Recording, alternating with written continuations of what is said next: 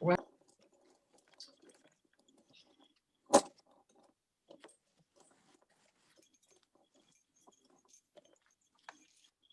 not gonna play. I don't believe it. Oh, so many.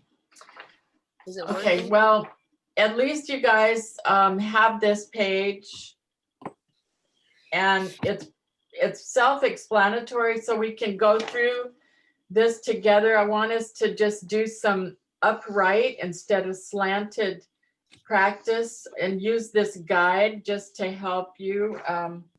Where did I put it? This guide, put another paper over the top of your page and use this. And you see, this is the body height and the ascender and descenders here. So we'll go through this together. And if you have questions, we can try to see if we can hold it up to the camera. I'll see if I can help you that way.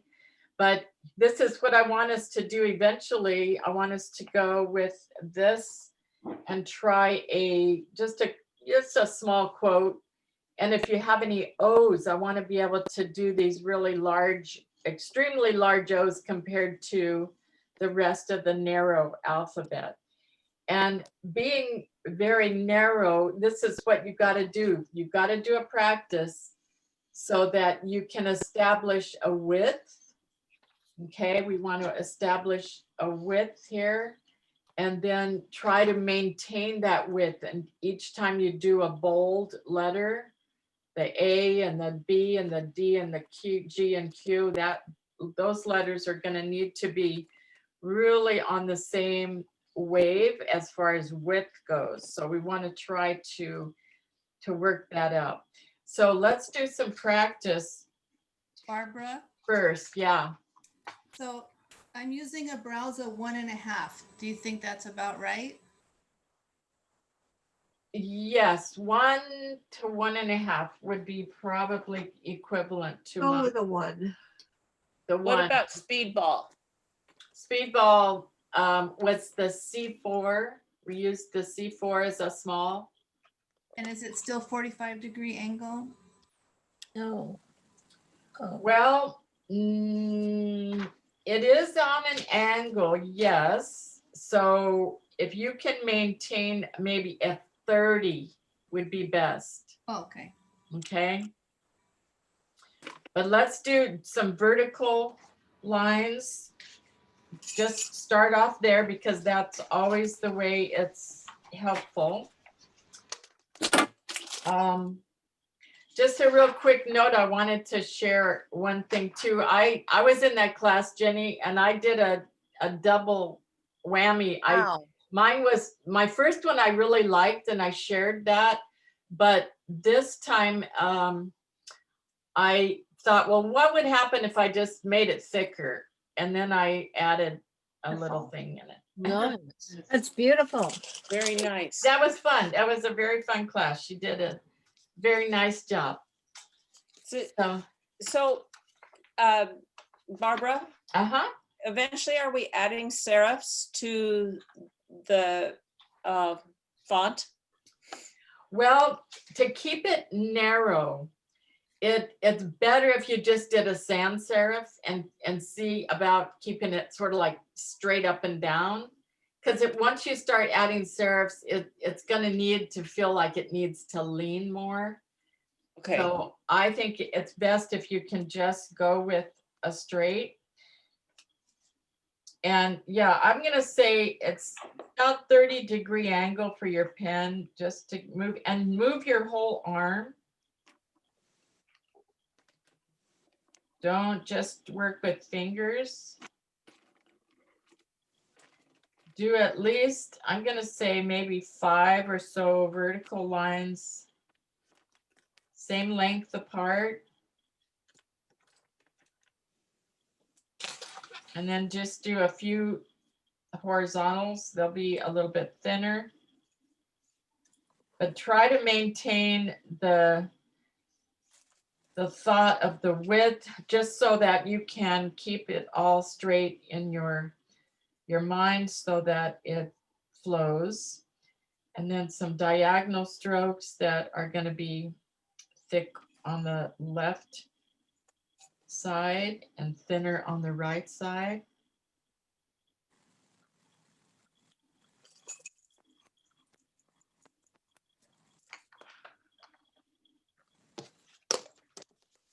And then on our curves, we're going to do starting, instead of like our 11 o'clock, we're going to start up higher, almost 12 o'clock on a thin, and then you'll go down to 6 o'clock. It'll be thin to thick on the left side and thick to thin on the right side.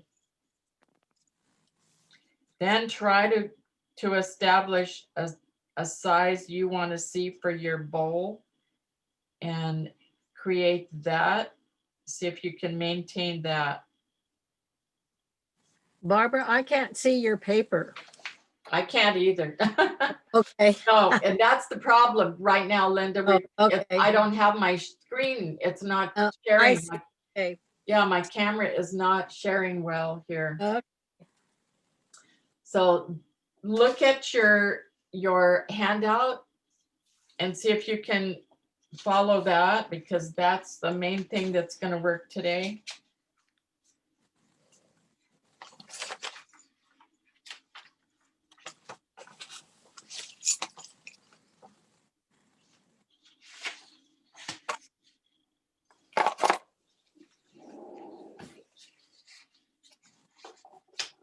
Okay.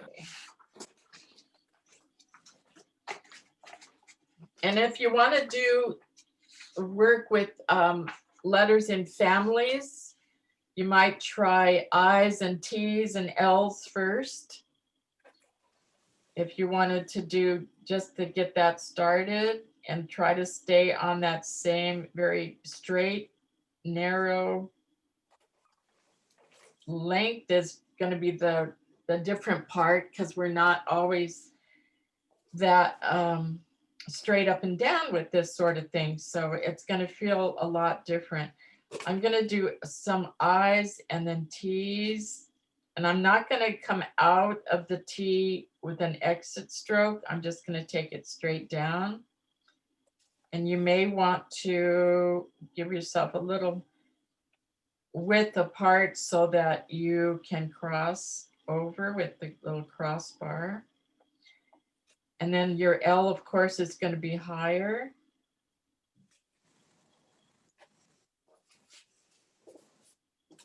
Can we take a peek of your work? Yep. Oop, there I am. See the little I's and T's and L. Okay. Okay.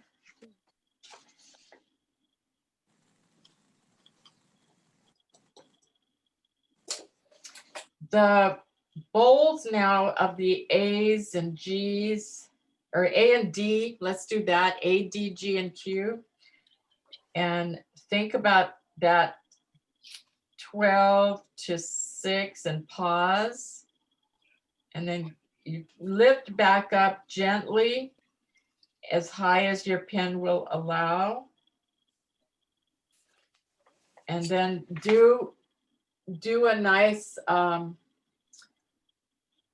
A that you're still thinking italic, but you want to try to keep it as narrow as possible. So that one I think is a little bit wide. I'm going to go narrower.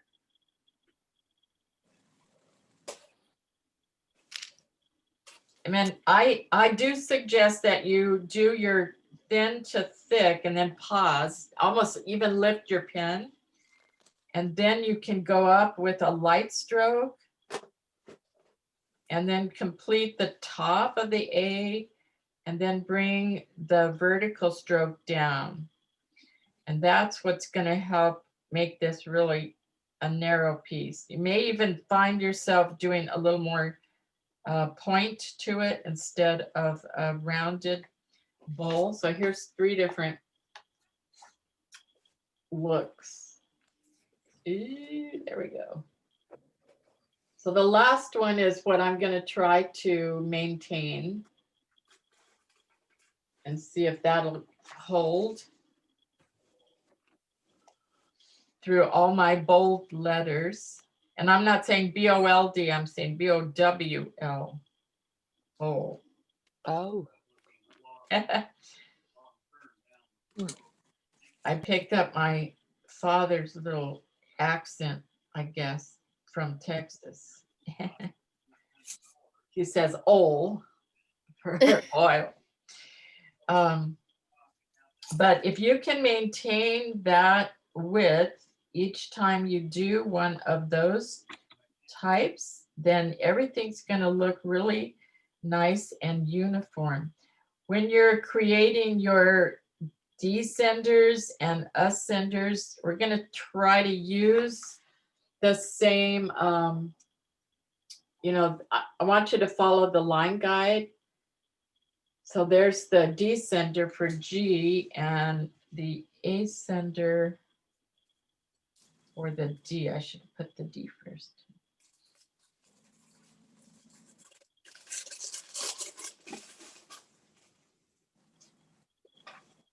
And you really don't need too much ink. You don't need too much width, to make it very thin.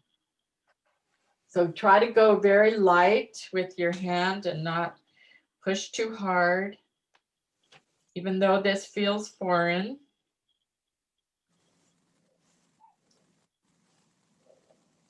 Because our tendency is to push a little harder at first.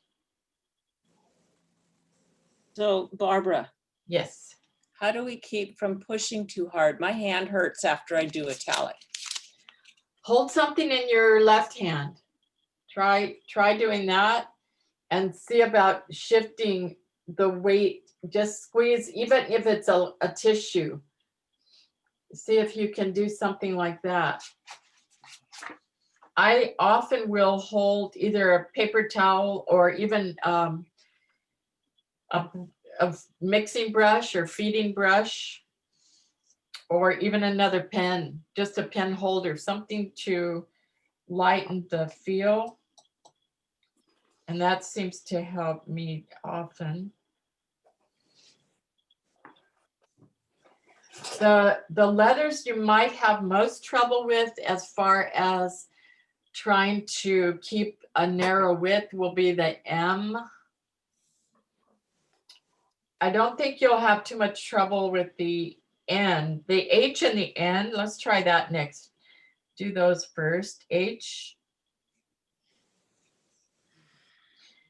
And you want to maintain the bowl. The bowl is going to be, or the mound is the same height as the rest of these letters. So you're still going to look at about a halfway point, even though this is elongated.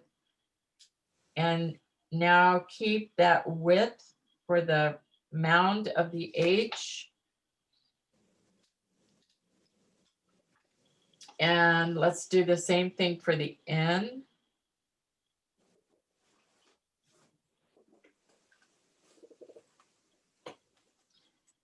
It's still italic. You have to keep telling yourself that because it's going to be hard to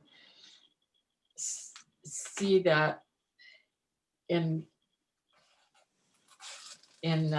word form in a minute.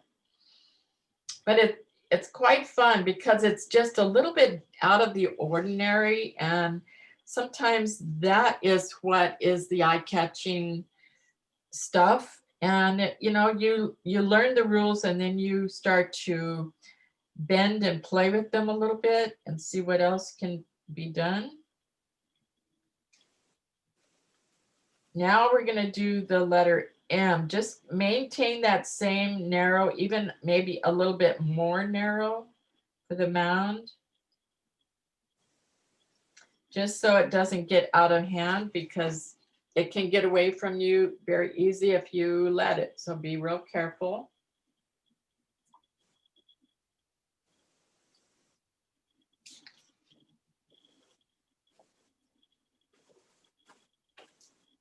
The K and the R, that's going to be a little bit different. We're going to go higher on the K.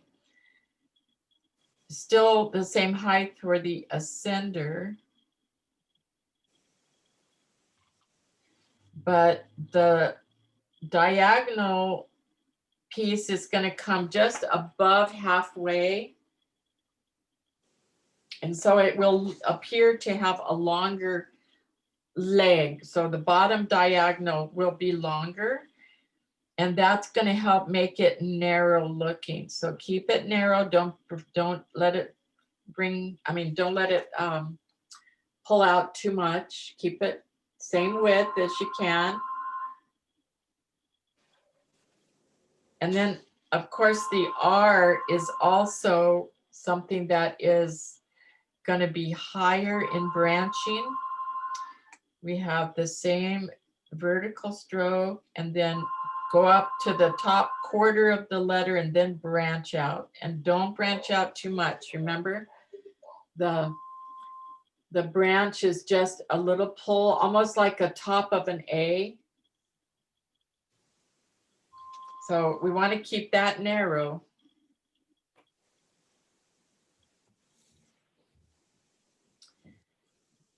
The S, I don't think you'll have any problem with the S at all because it is narrow. If you make it in one shot, start thin, thick, and thin, and then just pull down as you go. We're gonna put a top on it in a minute, but keep it narrow at first. And then just put just a little top and bottom touch so that it has a little teeny bit of weight, but not much, because you don't want to make that letter stand out as a wide letter.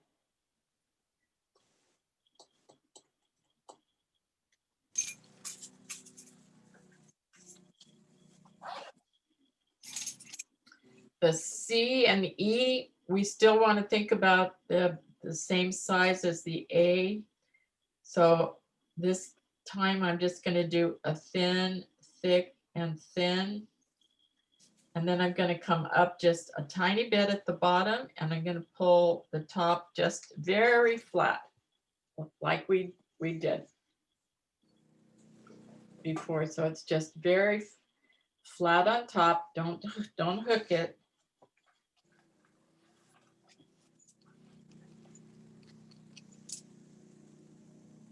And the E is going to be doing the same thing. Start thin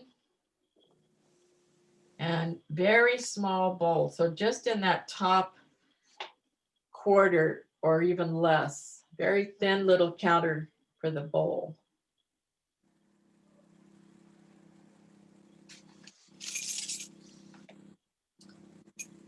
And now we can do our O that goes along with that same size. Think about what you did as practice and keep it narrow.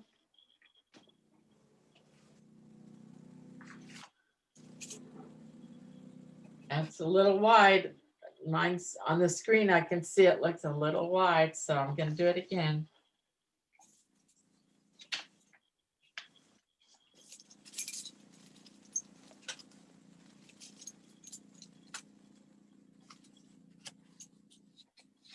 I'm also at a little disadvantage this time too, because I'm not on my regular table. I'm right in front of the computer now, so it's a little difficult. Still a little wide.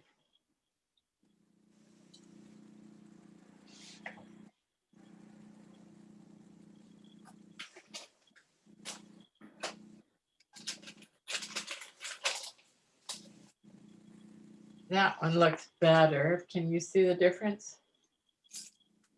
Looks better.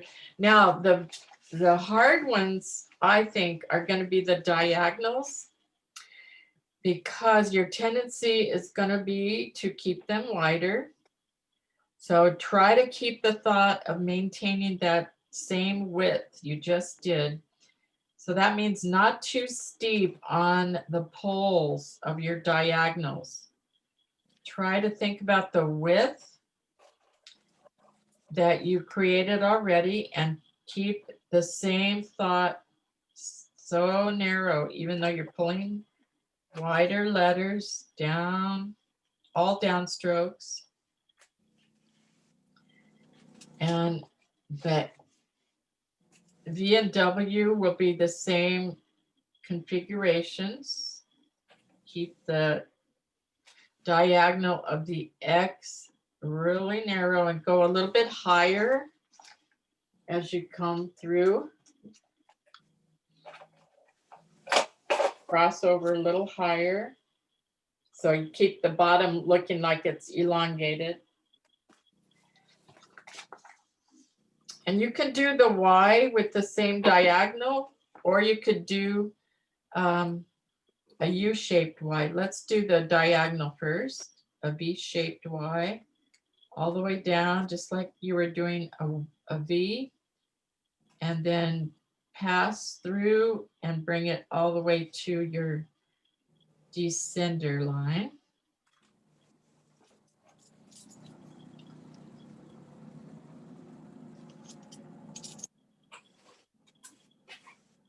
And then if you wanted to try a U-shaped narrow one, I would suggest bringing it straight down, but if you wanted to bend it like a G, you can still bring that same curve. Because we're not trying to curve too many of our descenders, so that one might look out of sorts a bit. So I don't know if I would use that. I like the straight one in this case a little better. And the Z is still narrow.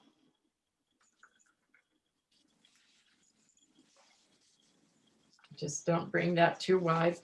One letter I see that I didn't do is the letter F. And that would still fall in the ascender category. You know, it has a bit of a curved start to it. So I would be careful.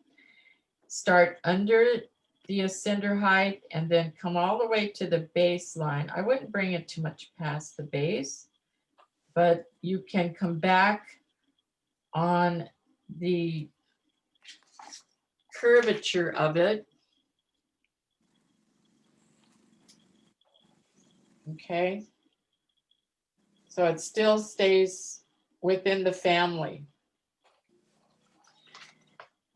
And then next, I want to have you try to write a few words, little short words if you want to, or names. Names are always easiest, I think. So I would go with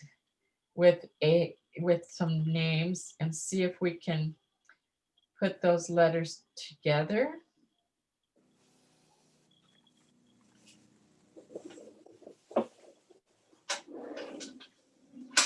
And yes, we're going to maintain a very narrow width next to one another of the letters.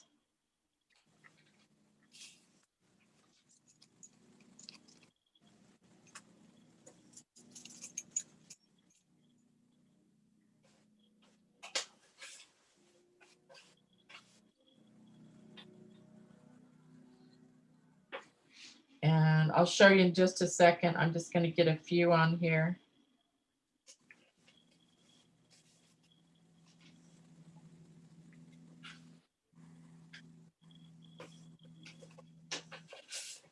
Because some letters next to each other can look wider than they actually are. So you have to be really thinking about how you're going to put them together.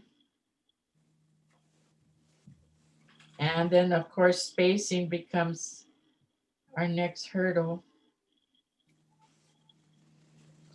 Okay, so here's a couple.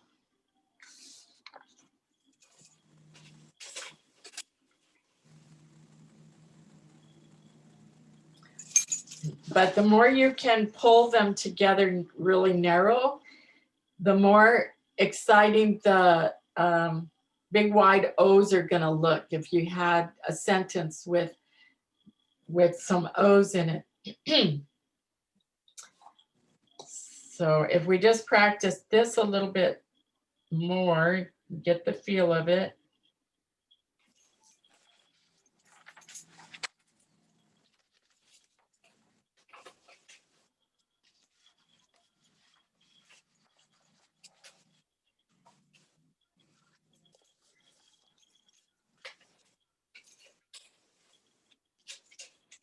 And I hope you are thinking about what's happening with your arm if you're using your whole arm, even your shoulder, and not just hand or finger movements.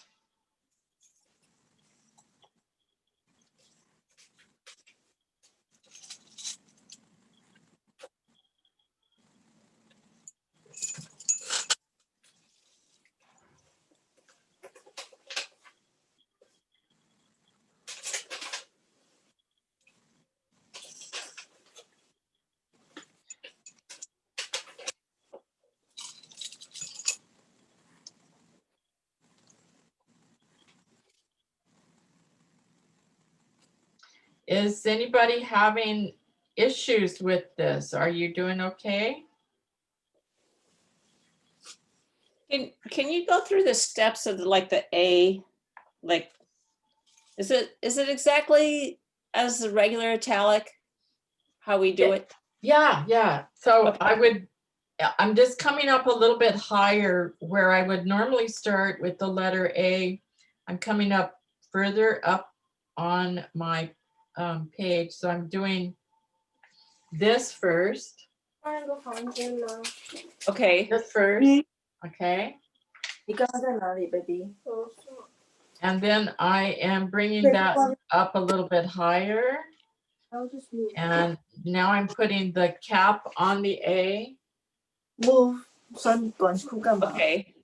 And then the vertical stroke. 不需要，我等一下就上完了，我也没在听他上。 Okay, so I've got that same Okay. step, same procedure you would do with your normal italic. It's just Okay. it's just scrunched tighter. Yeah. Okay. 我手 Okay. 去我房间好乱啊。那我去我房间。你房间，你昨天去你房间上啊？ We can hear you. Some cute little voices talking. Okay, so now think, if you want to think of a quote, and you know, the best or easiest one that we all know, of course, is our quick brown fox. And it works out because you can do all the letters just for a practice. So if you wrote that on this page as a practice, let's get that on here and see if we can try to really make the O's, not every single one, but a couple of them, make them really big so they stand up. So I'm going to start with a lowercase t.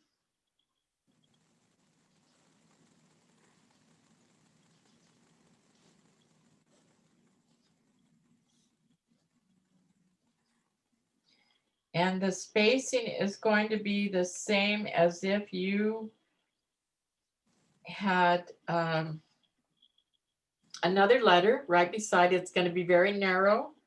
So keep that thought. If you put a narrow O in between each letter, each word, then it's going to use the same kind of configuration. I'll show you as I'm going here with a few words.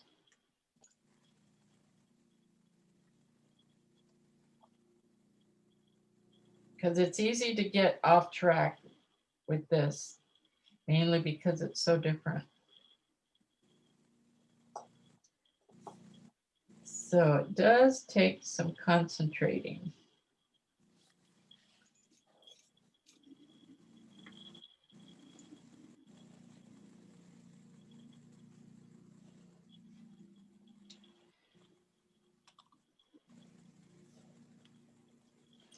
Okay, so I'm writing the word brown now. I'm not going to finish it all until I show you where I am. I've got the quick, whoop, here I am. The quick BR ready to do the real wide O. And now I'm going to be thinking, I'm trying to think in my head, this is going to be complete opposite. Now I want to think really wide for this O, but I'm still going to do the same thing in two parts. I'm just going to come around really wide here, thinking about that nice big circle, almost a whole inch.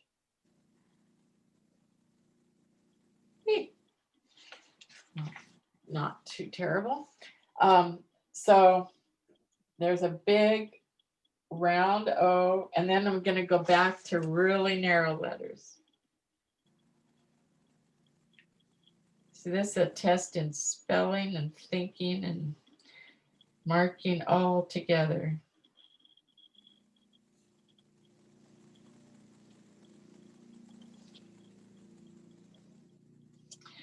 I was doing a practice with this sentence, and I wrote, the quick brown fox jumps over the quick brown dog.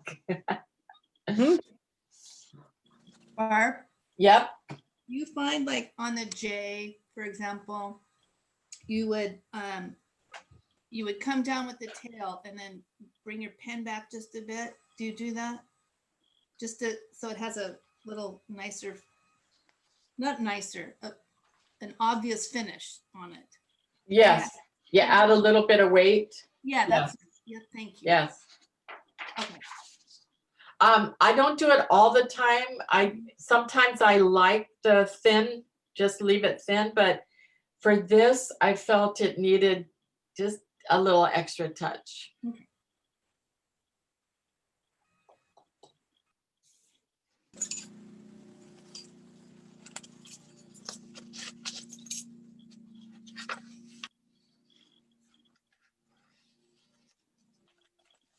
Now, I'm not going to do the O's all that size because there's too many of them. So just a couple.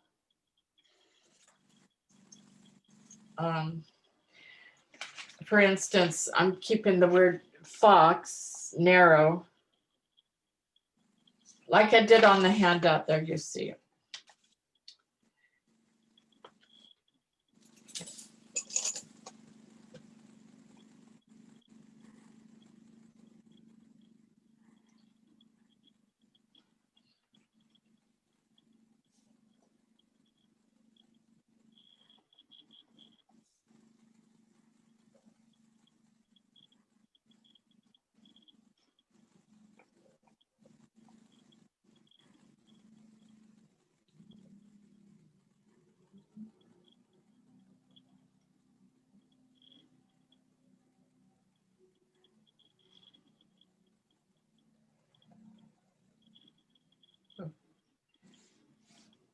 Got away, but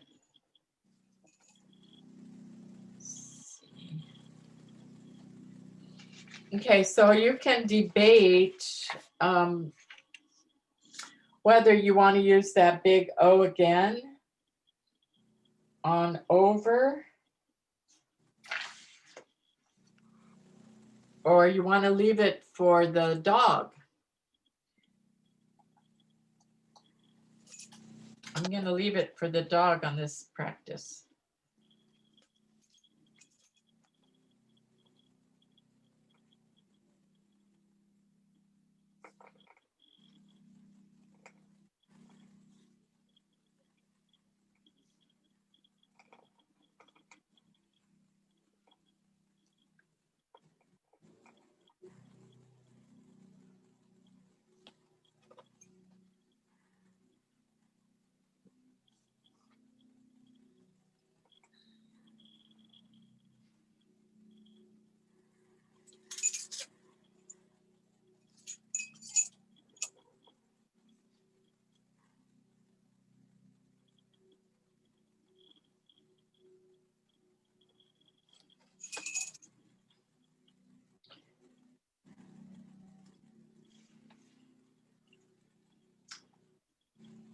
You can use the same line spacing guide if you were gonna keep this paper, maybe pull it up just a tiny bit higher if you want to go to the second line.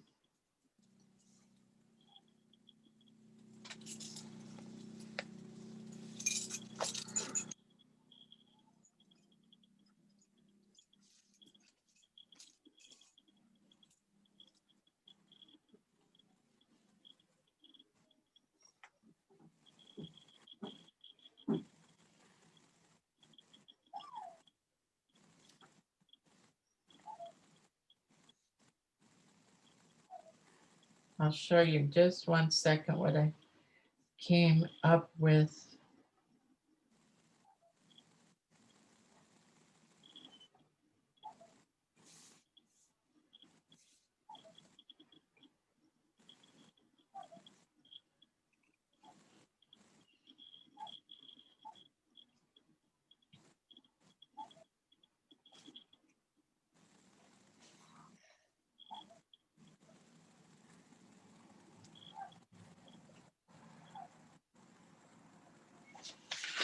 Okay, so as a second line, you've got something like that. I used the same line guide, but I pushed the paper, I pushed it up just a tiny bit so that the ascenders and descenders wouldn't hit the top and bottom of each other.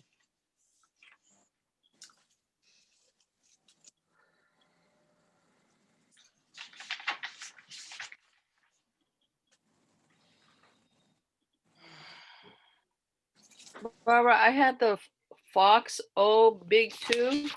Uh-huh, Can you see it? yes, uh-huh. Let me pin you. It's kind of fun to have that big O though, in between all these skinny letters. It is, yeah, it is. Would you ever do it also like you do with Akeem, where you would choose to do an A or make a fat M or things like that? I wouldn't be too free with trying to make too many wide ones. So use your discretion, but it could work that way. I would just kind of reserve those big ones a little bit more. What if you hardly had any O's in the sentence, so you wanted to make something big and so Well, you, then, yeah, then Okay. yes, you could decide for sure. okay. Barbara, I tried the A because I have a sentence that did not have a lot of O's, so I did the A's. You want to see that one? Okay. Where are you? I can't even see you yet. I don't know. Hold on. Let me. Can Oh, you there you are. see this line? The always have an attitude of gratitude.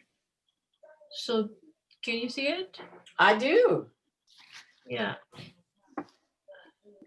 So Yeah.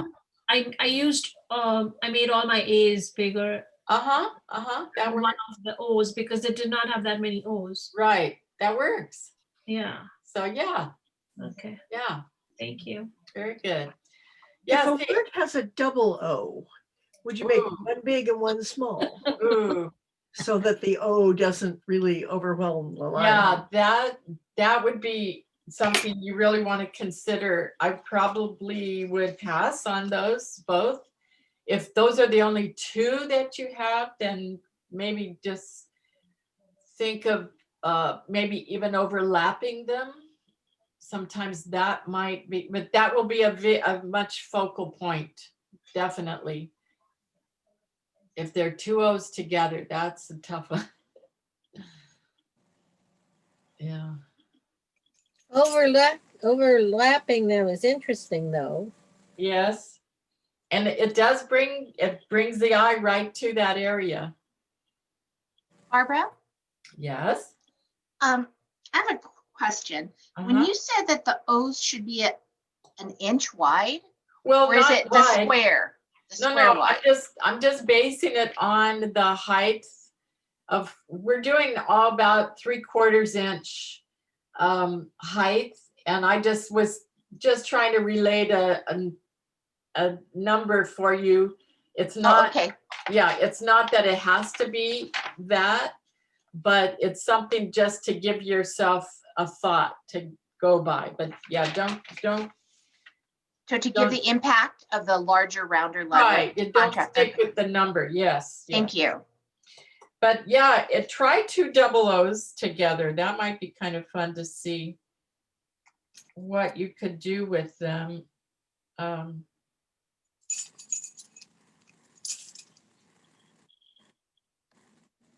Barb, Uh-huh. I wanted to talk when you weren't making your letters. Yeah, go ahead. Since I don't really trust my design idea, do you think we could use like a P like that if everything else is plain? Can you see that? A big, See that P right there? yeah, I put a little flourish kind of. on the bottom of, oh, yeah, you can. If everything else is fairly plain, then it's kind of a little accent like. Uh-huh, Okay, yeah. Piper, can we see it again? I hope so. I'm pretty lame. Can you see that? That line going through it? See, I just, when I finished the bottom of the P, I just came back through. Lift it up a little bit. Little talent, yeah. There. Yeah, so you just put a little bit of a saucer on the bottom of it. Yes, I did. Yes, a saucer. I thought the saucer looked.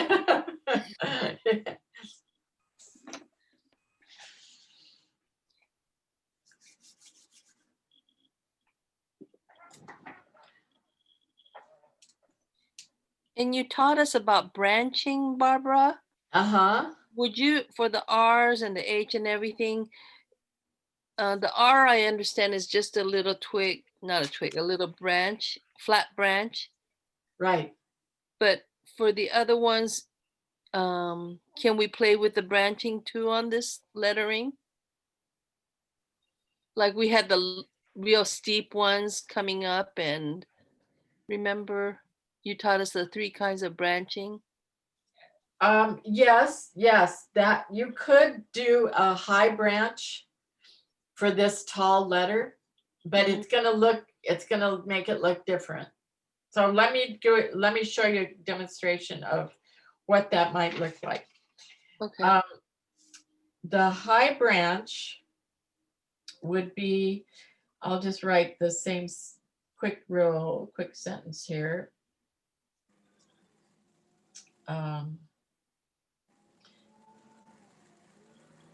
Wait a minute. Okay, there's the H. Hold on. So if I did a high branch H instead of mid branch, it's only going to look a little different until you get to all of the letters, because it's not going to quite show here. But I'll see if you can tell on a couple of these letters.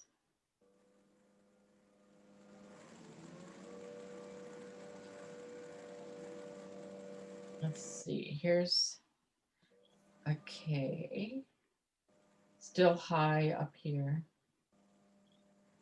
Okay, now just look at the H. See the difference? Where it's high, wait a minute, there we go. It's high instead of mid. Yes. Okay, that would be the same kind of thing, except for the A, D, G, and Q letters, they're gonna have to go low.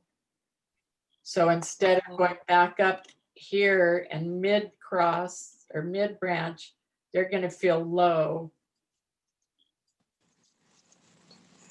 I know it's confusing when you think about it, but they need to be opposites to show off the high branch of the other letters. Yes, It's something to play with. the B would be a high branch, an obvious high branch. So if you put the B up here really high, the R is already high. So that kind of thing. See how it's high? Yes. Okay.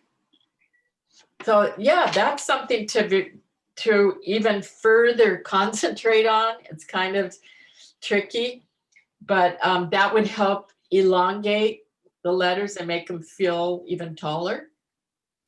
So that's another thing to try and play with. Thank you. Yeah, good. I'm glad you wanted to try it.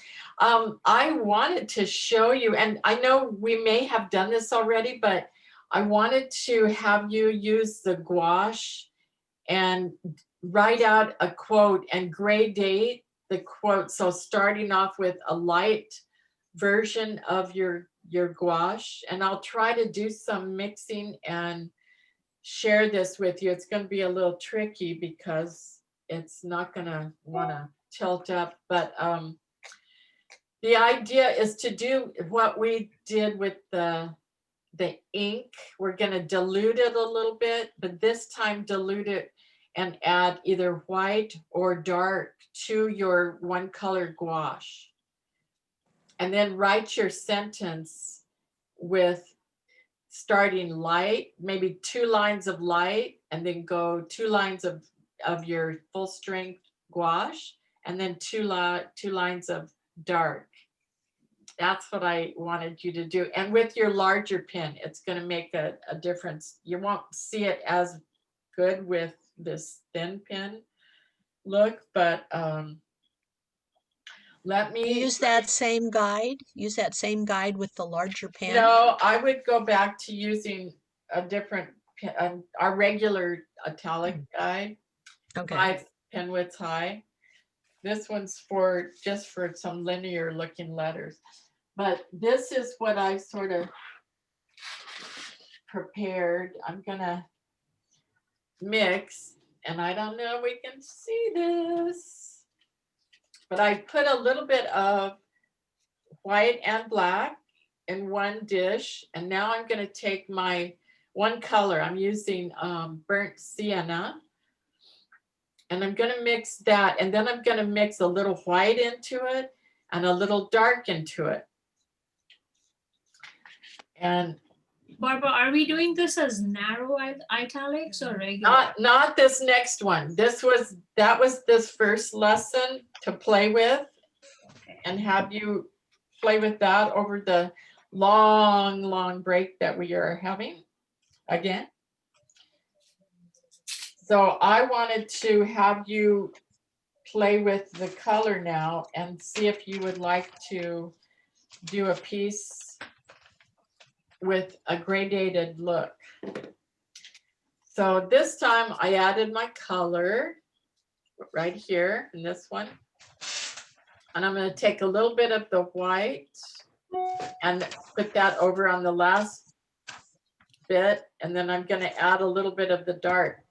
Now, when you add white to your color, always start with white and then add the color to the white. Don't try to add white into the color, because you'll just keep mixing and mixing and mixing it. It won't get to your lightness that you want. So with the dark now, you can add just a drop of the dark to your original color, and you'll get dark right away. So be real cautious and real careful on doing the dark. But I'm going to mix this and show you what I get.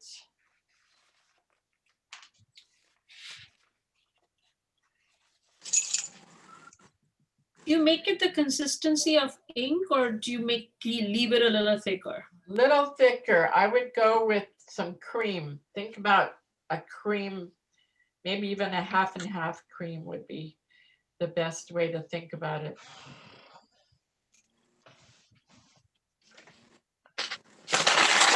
Because the whole purpose of gouache is really to to keep a nice opaque look to it, right? We don't want it to dissolve and be transparent like watercolor. We want it to stay as opaque as we can get it. And that's its real purpose. It's kind of a mix in between a watercolor and an acrylic almost. But by having this mix as the regular color, then I'm going to take my little white over to the next well and show you just a moment. Take a little bit of the white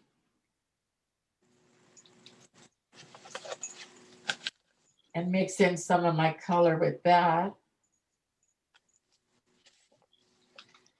It's gonna be real, kind of a light tan color is what it looks like at the moment.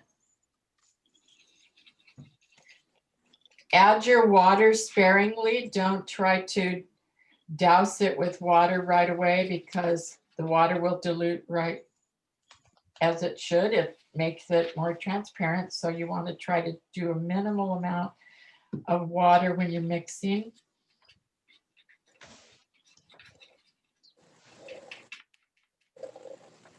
But the paper towel or a tissue of some sort is going to be very handy to wipe off your brush or your pen right away. I put way too much dark. I brought out way too much dark. I didn't need to bring out that much. And it was only maybe 1/4 inch to start. And it was still, it's going to be too much. So let me show you what I have here. I didn't mix it too light. So see the light, this was mixed with the white, and this is my original color. And then over here, I mixed the black, which is here, put in a little bit of the original color, and then put black into it. Now I've got a dark brown. And this is what I'd like you to write with the idea of this light brown, do a sentence, light brown, and then go into your regular color, and then go into your dark color, and then kind of come back again, go through it again. And it'll create a really nice look. You could even do, for practice right now, we could do an alphabet and show how it's going to at least start to feel. But yes, I probably would go back to my regular handout instead of using my big lines here, but I'm gonna go ahead and do it. But you're gonna have to probably feed your paint onto your brush, onto your pen, I mean, instead of being able to dip into it, because you probably won't mix a whole lot. You don't need to mix too much. Try to avoid mixing your brush. If it's got the dark paint, try very hard to avoid bringing your dark paint into your light paint. And that's easier said than done. So I'm just going to do a couple of letters here and show you how it's going to look. Going back to our regular italic, which you can do with serifs or not. It's up to you.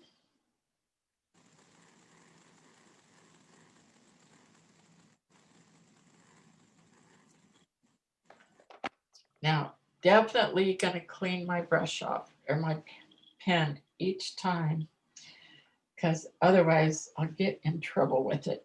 Even better still, you could designate one brush for your mid and dark colors and one for your light. If you could do that, you could spare that, that would be even better.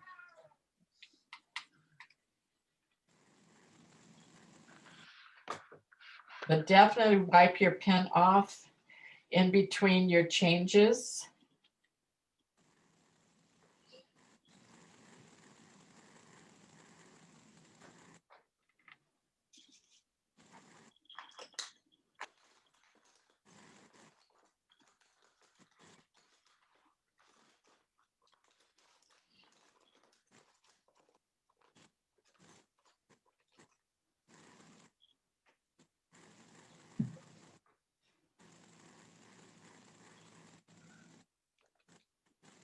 Okay, 1 second, almost done.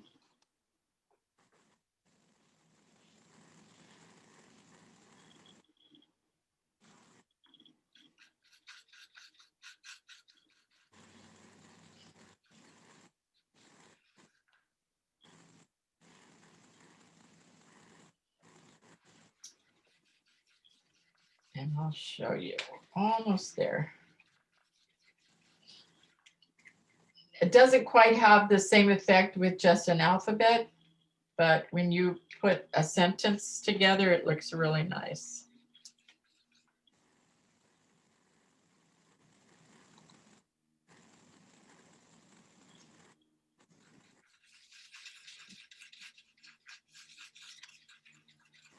And you can decide if your colors are contrasting enough, or do you need a little bit more depth of the dark or light.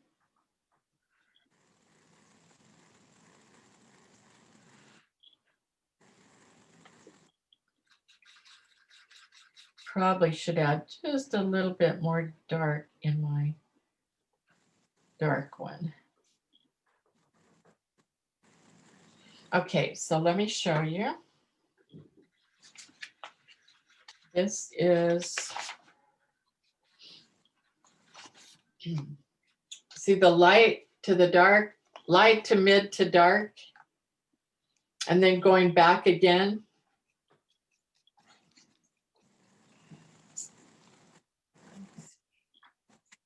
Nice. It's fun to see a change. It looks very, very nice if you have a substantial enough quote that you could do at least 2 lines of light and then 2 lines of dark and 2 lines of light, or I mean mid, and go back and just sort of gradate, come from light to middle to dark, and then again, maybe go back middle to light. So it has this wonderful feeling. But it does take some effort to wipe your pens off, to keep your colors mixed separate, and so you don't get it all running together. It's very easy to do that if your pen's not going to be cleaned off. So be sort of religious about that, and it'll work for you.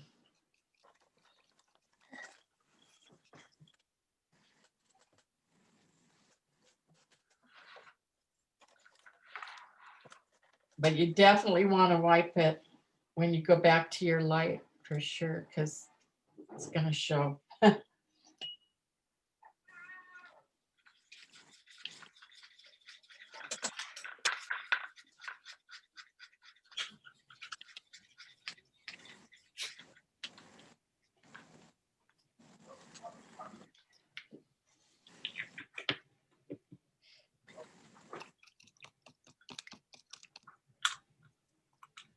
And you could do this with your tall, narrow letters if you found that you were getting that and you grasped that pretty well and you were having fun with that. I would attempt it for sure.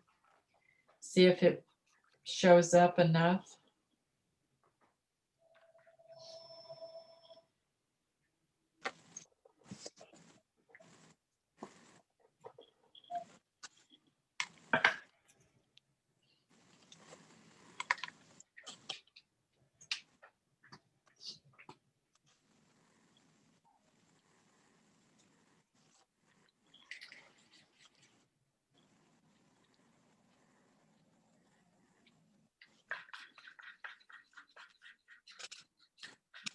Yeah, it's kind of fun to see the colors changing back and forth.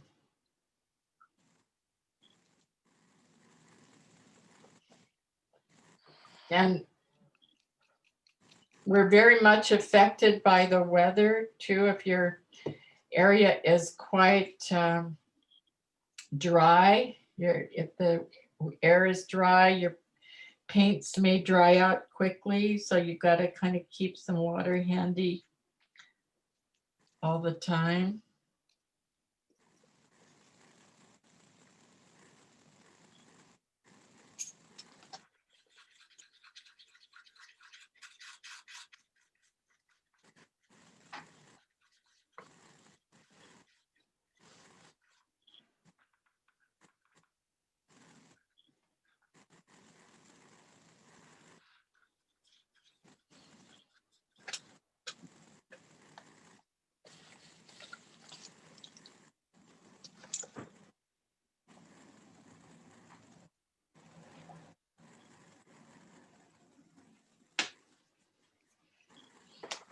Okay.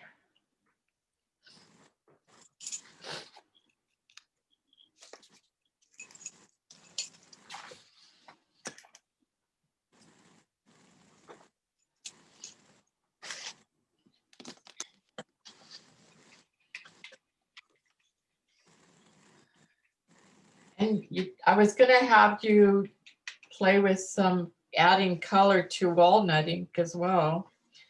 So there's like 3 things we can do here. Barb, I have another question. Good. When writing the letters with the gouache, sometimes the joins, like I'm looking at my W's, sometimes it looks the overlap is nice, but sometimes it's kind of awkwardly splotchy, and I don't know why. I can show you, but I just know these letters aren't great. Okay, but I just want to show you the contrast. I'll even, so here's a W where it's kind of okay. Okay, where'd you go? Wait, I don't see you. Hold on. I don't know where to put this. Here. I see it. Okay. So there's a W, and then there's this W that's kind of splotchy. Did you re-wet your pen? I don't know. I mean, that's what I'm wondering. What's the common thing? That would be my first guess, is that you've either dipped into your paint before you made the letter, the second W, and it got a little more paint on it Like each than time? before. You think I dipped it like doing the strokes? Is that what you're suggesting? Not necessarily each stroke, but it could be that your pen was drier for the first W. Oh, okay. And that's usually what is my case. If I have just applied the paint to my pen, then yes, I get a little bit more thickness, or the pooling is Yep. that, I see. Okay. So just kind of keep a check on that before you do pull that stroke. And or if you see that the first line is quite moist, then definitely wait a tiny bit longer if you can before you make another stroke on it, Okay. so it doesn't puddle. Okay.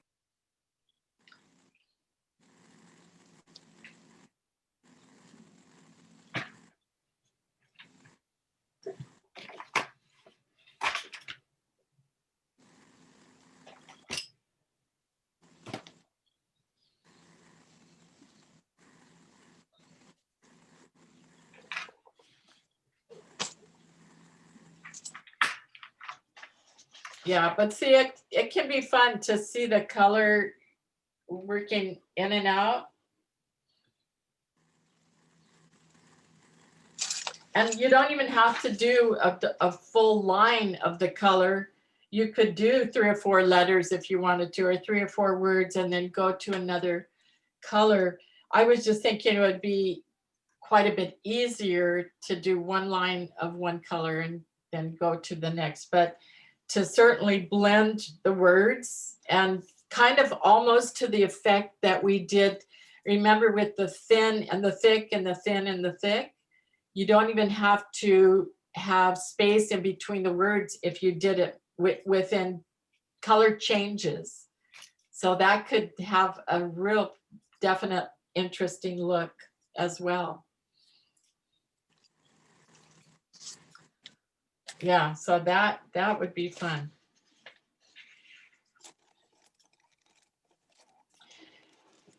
Then to think about adding color to Walnut, I think we've all had a chance to play with that at one time. And I think that that's always fun.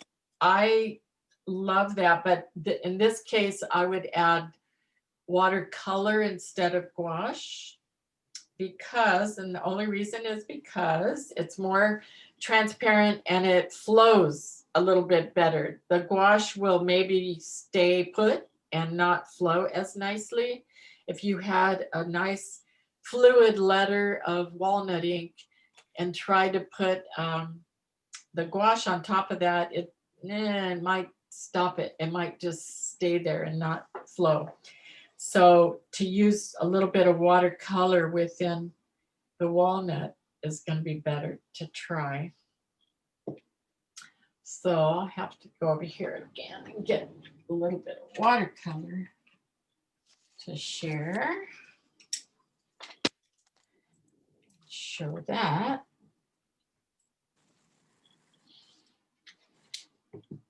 That's not always the handy one. But I would definitely use the bigger nib, maybe even try a parallel pen if you have that handy. I love to use my parallel pen as a dip pen instead of with the cartridge. And it's been so weird. I've taken this thing apart and there is no cartridge in here, but but it keeps coming through. It's still not rinsed enough. And it's so weird that it takes such a long time to have this completely go out. So I'm just gonna moisten up a couple of colors here to show you what looks really fun with walnut ink.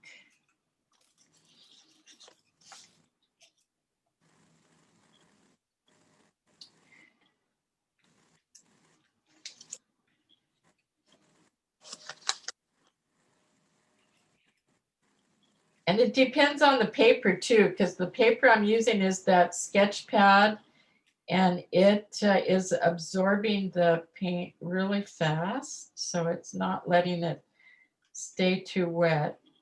So I have to keep dabbing at it. And then I'm going to take my color and make it even wetter. So it's going to be interesting to see what happens here.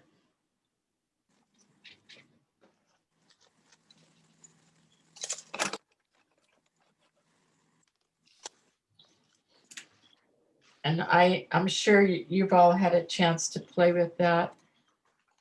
I'm just dabbing in color with my brush on top of the wet walnut ink.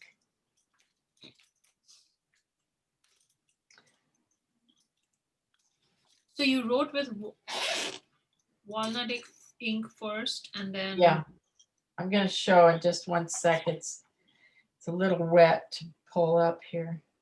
But yes, while the paint is still wet, I'm adding some color into the wetness and having that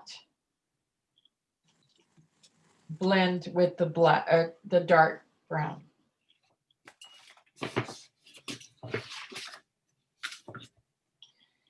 And it's not going to show on the screen as nicely because it is probably still a little too wet. So it may not even appear to be too much of anything. But the idea is to do it while it's wet instead of waiting till it dries, because then you get a nice blend. I don't know if you can see it. Can you see that? I put some yellow and some red and some Yeah. blue. It's still So you wet. started out with walnut ink, Yeah, left it wet, and Yeah. then you added a yellow and a red. just dropped in the color on top of it. Okay. Now, when it dries, that's when it's most appealing. Right now, it's like, okay, it's not doing anything. But when it starts to dry, then it looks really cool. Okay. Yeah. Barbara, Yes. I'm sorry. I've never experimented with this and I'm not sure I understand.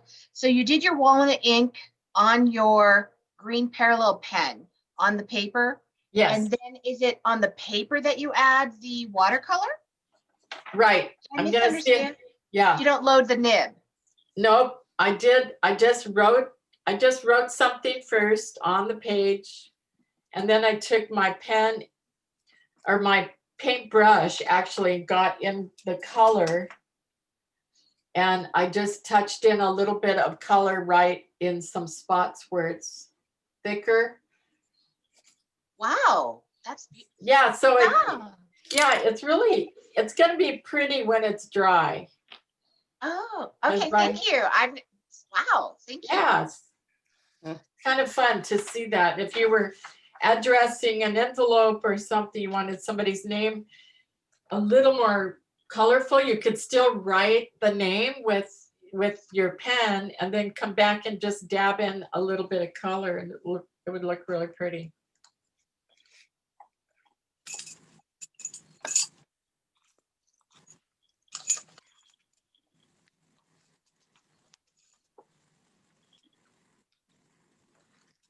Barbara, have you experimented with blister inks? Yes, I love those. That has another similar effect, but it's a one stop. You don't have to do it in parts like we're doing here. Yeah, blister inks are great.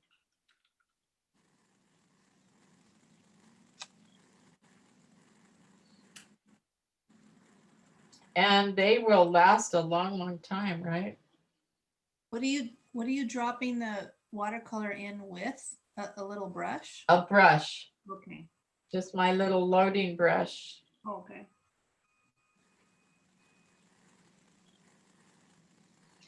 If you wanted to write a whole word and your walnut is cooperating and staying moist enough, then good.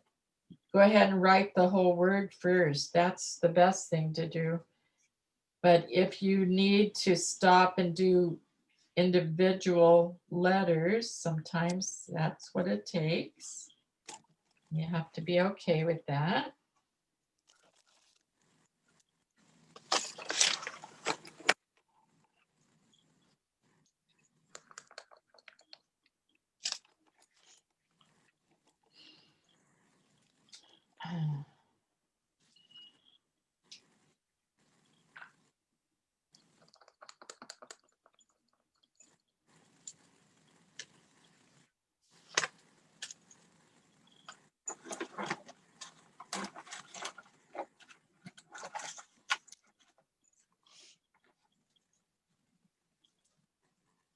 I also added fine tip to Oh, even nicer.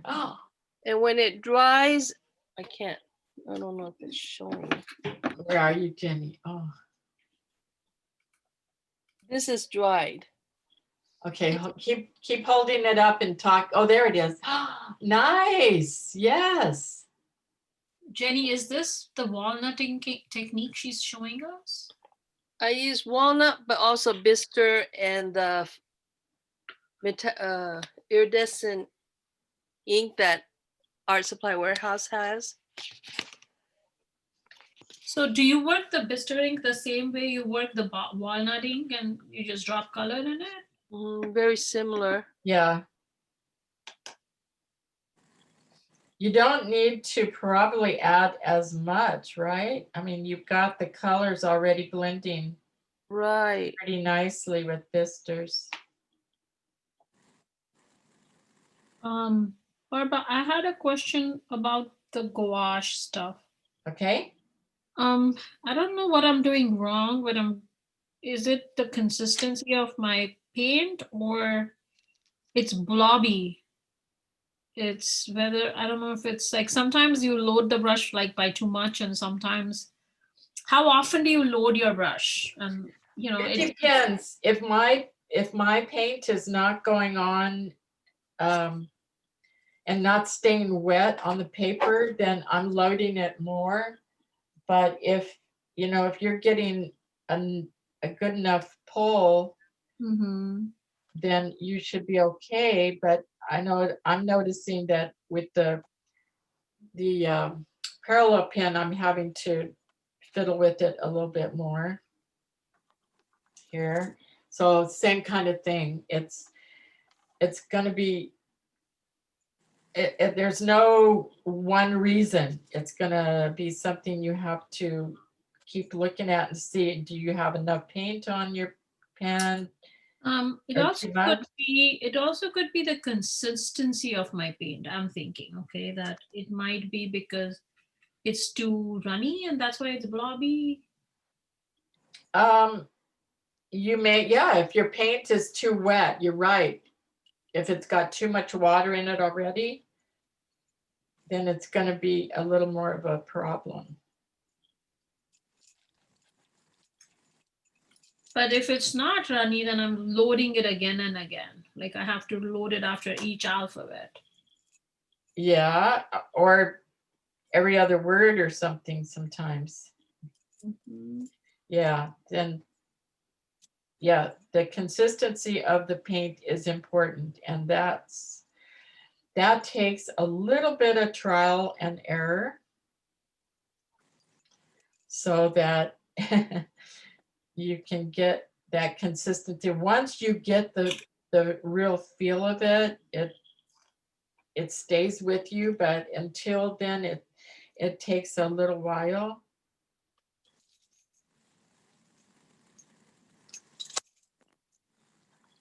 I haven't used the blister paint inks yet. What quality do they add to your work?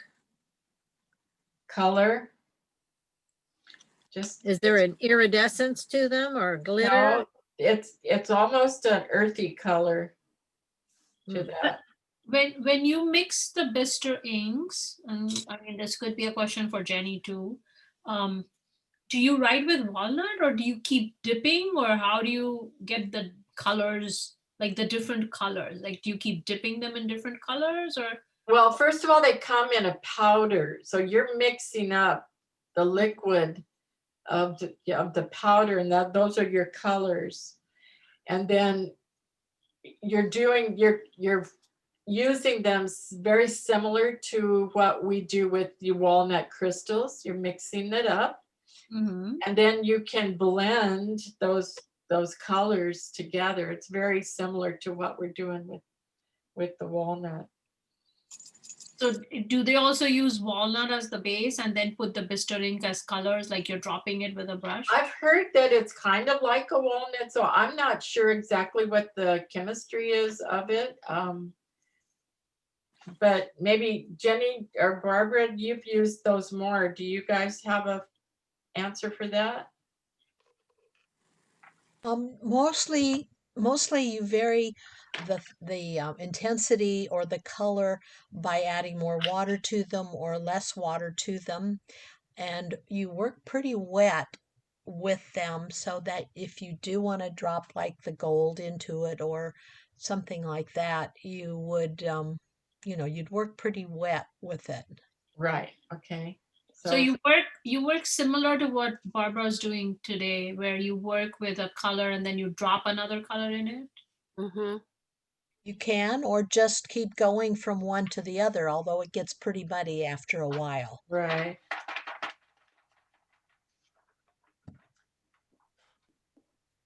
But they're wonderful. They're like walnut ink in their earthiness. They're very earthy colors. Yeah, that's how I would describe it. Yeah.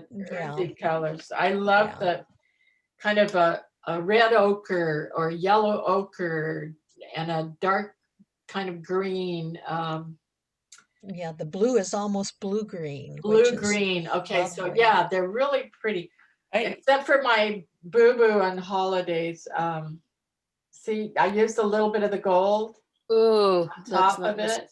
yeah, that's nice. Very nice. I can't keep them wet enough to add something. Move to Oregon. Oh. There's an answer. Yeah, it's our paper too, because I know this sketch pad, this paper that we're using is pretty absorbent and it dries up quite fast. But it's you who gets to try the consistency and the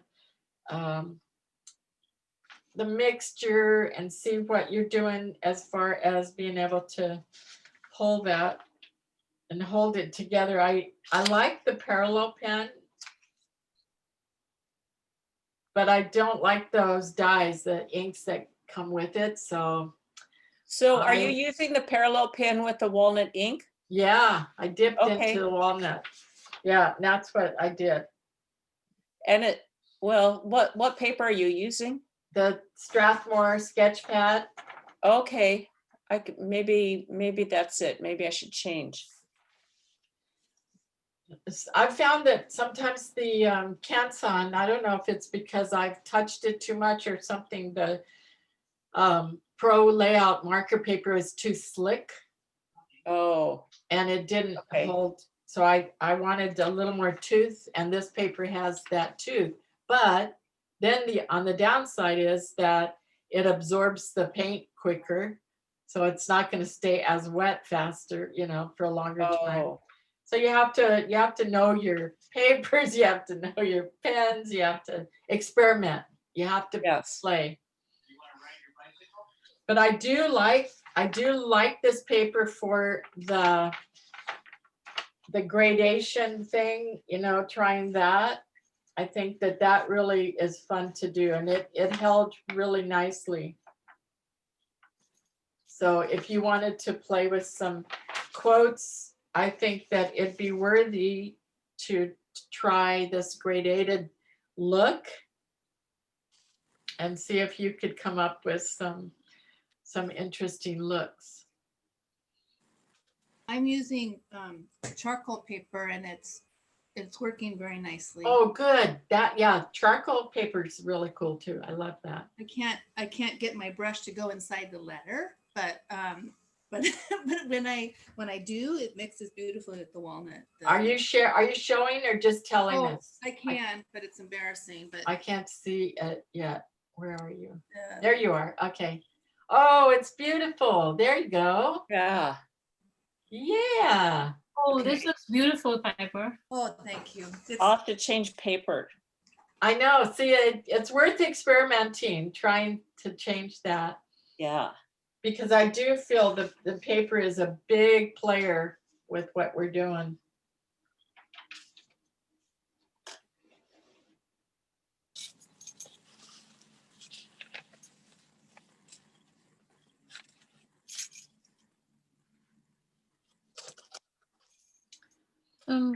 Barbara, we're gonna miss the Christmas party this year, huh? I know. And this is our last day, you guys. Did you know that? It went fast. Was Oh, it my. a shorter semester? Well, yes, we had a little non-scheduled holiday that we hardly ever are affected by, and that was November 11th. So we had that, and then 2 weeks later we had Thanksgiving, or the week later we had Thanksgiving, and now 2 weeks in again, and we've got Christmas, or winter. So we've got a 3-week break now. We will resume in January. January 6th is our next Wednesday. We're still going to be in this quarter. We'll still be doing Italics until the end of January. Hmm.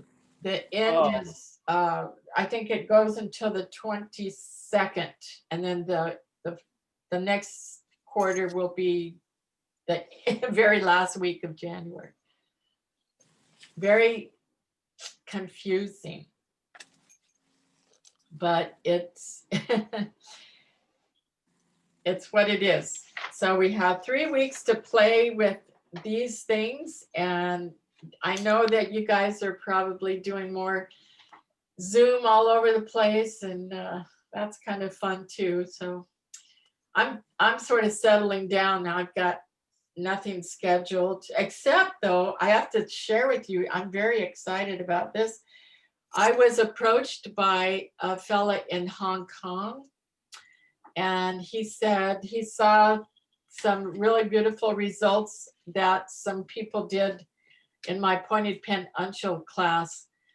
And it's the overseas people that post their stuff all the time. And he said, would you teach that for us in Asia? And I went, oh my gosh, I would love to do that.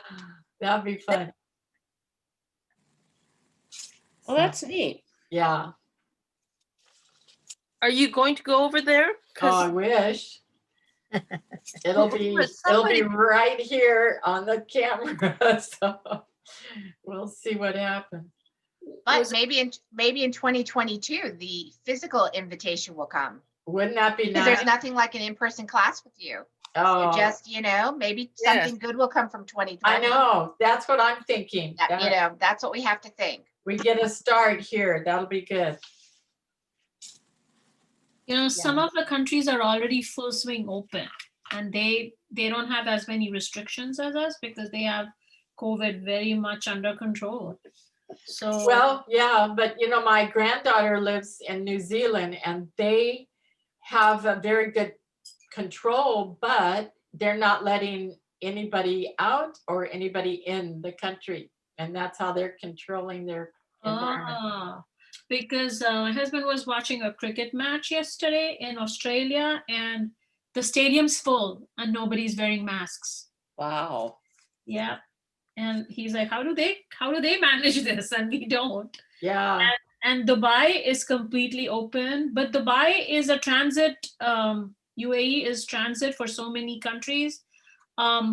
But they keep you on the airport and they quarantine you there until they get the COVID results. Plus you have to carry with a certificate with you that is a COVID test saying that you're COVID-free kind of thing. Right. And I think for us from California, I don't think we're very welcome because the high level of infection here. Yeah. So they may take other people, but I think the fact that we're here from the United States, let alone California, we're just too special. They'd rather we just stay put. So Yeah. if I may just make a plea for the ICU, please, everybody be careful, please. Yes. I agree. Are you guys using a thicker nib when you're using your parallel pens, Barbara? What nib are you using? Well, this one is the 3.8, the green one. Okay. Yeah. I like this size. The blue one is the bigger one, the 6 millimeter. I don't particularly care for the 2.4. I like the green or the blue one. That works best for me.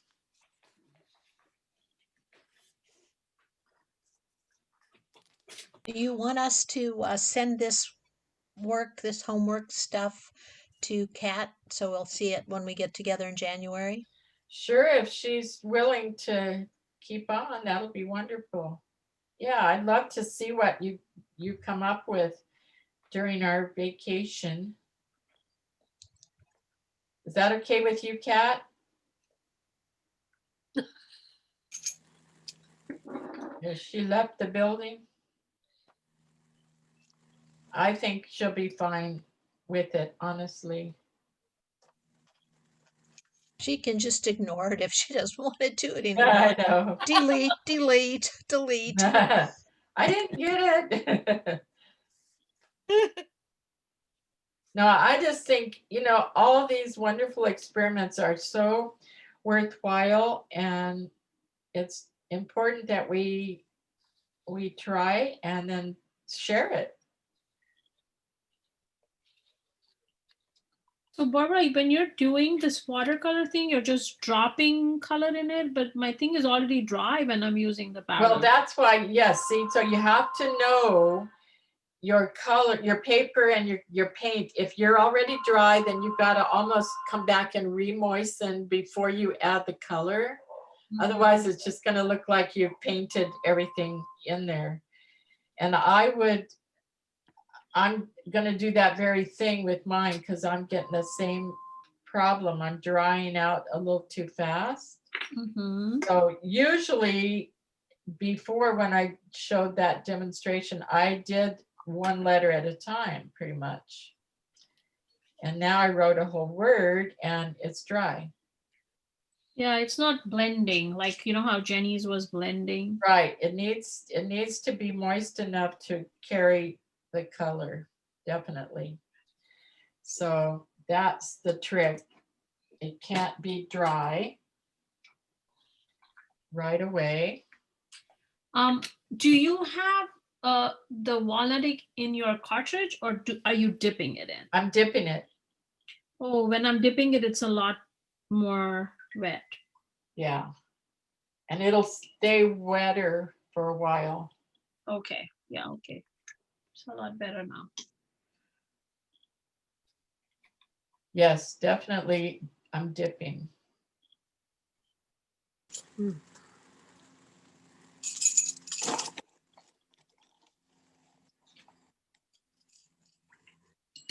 So I had a request, Barbara, when we come back Uh-huh.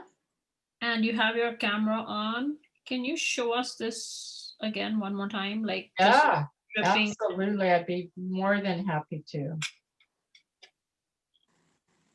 Yes, that would be worthy to do again. Hopefully, though, you'll have some good results of your own, and you were able to play with some of this stuff without problems.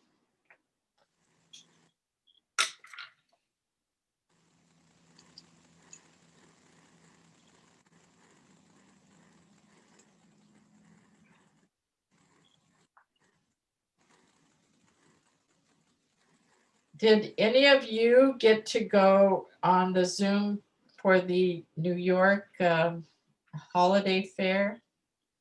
Did you all see that? Yes. I did that. It was so cute. They had different people. That would be something to think SM about, uh-huh. Chris. Something to think about for our group, because they just had each person do a little quick demo of something. Right. Yeah, it was so cute. Oh, a round robin. Uh-huh, it was, but on Zoom. Uh-huh. Oh, And We everybody made was this- in their own environment, but they did it and made it Oh, all Jenny, work. very I cool, know. Jenny. Yeah, we made this snowflake. Oh, look at that. Yes. Yeah. And we learned how to write Braille. I know. Wasn't that That was so amazing? cool. That was amazing. And how to write on ornaments. Yes, yes. She showed that. What did they have you write with, Jenny? What kind of ink or paint? They used gouache, right? No, Acrylic, acrylic yeah. And it Acrylic. was with a pointed pen. with a pointed, yes, with a pointed pen. I couldn't believe it. Yeah. But she mapped it all out. It was really cool. She did it on a grid sheet and then brought it to her ornament. And it was pretty interesting, then transferred it. So here's another thing I did with color. Can you see that? Yes. Wow, Nice. that's pretty. Ah, feel like it's gonna drip. Right, that's one thing you have to be careful. Because you want it wet enough, but you don't want it too wet if you're gonna be holding it up, doing that kind of thing.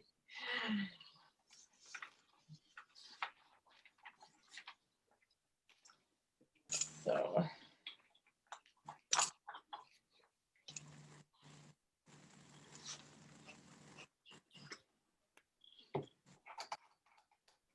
So we're supposed to all be at home now, right? And stay, Right.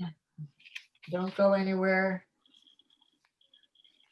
unless you have to, kind of thing. Or essential things like groceries. Yeah, I know, we have to do that. But the number of people are out, you wonder how many essential things they've thought of, so. Well, I can tell you that Home Goods is still open. Why? Really? I don't know. Wow. They must be very essential. They're so essential. Yeah. They have food, don't they? Home Goods? Home goods. Don't they have a They section? do in their, yes, some, their dried pastas and miscellaneous Ah, things. they Yeah, do, yeah. that's So right. consequent, yeah. There you go. I was looking for pie weights the other day, and yes, it was rather populated.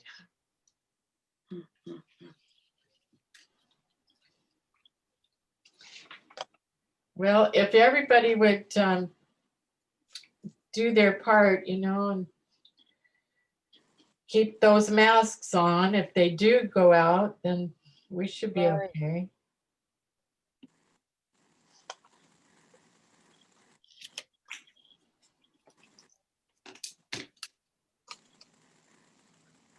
Stores aren't shut down. They can't shut down retail before Christmas or they will all die. It's only outdoor dining, restaurants, things where people would gather, bars, gyms, Right. parks They could too. if Congress got it together. So don't make that mistake. Yeah.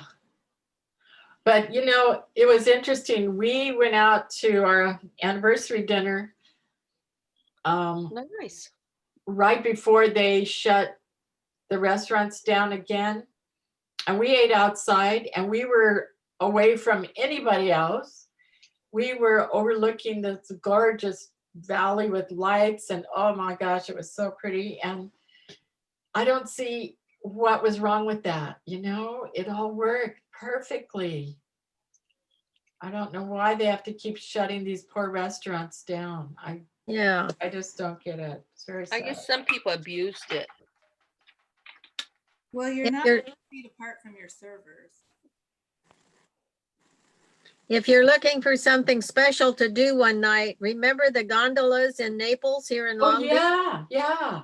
They're working, they do as many as 5 trips a night around there, and all the lights down in Naples are on and houses. It's really a beautiful evening. Oh, good for Oh, that's a good them. idea.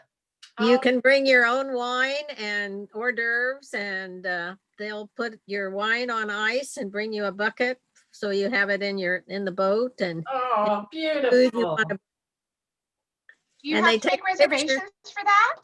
Yes, So you they need to can call and limit make The people in there? reservations. What? I'm sorry, do you need to make reservations for your boat? Yes. Okay, the- thank you. They keep pretty busy in the evenings. And I think they do some day trips, but the evenings are nice because you get to see all the lights. Yeah. Oh, I bet that's beautiful. And it takes about an hour to make the trip all through the canals. Yeah. So We is did there that a someone, long time ago. Oh, that's so neat. is Good. there someone who takes you, or do you have to take the boat on your own? No, they won't let you take a boat on your own. You get in the boat and there's a man rowing for you. Oh, Like like over in Venice, he's standing up and he's Uh-huh. pulling. That's so cool. oh.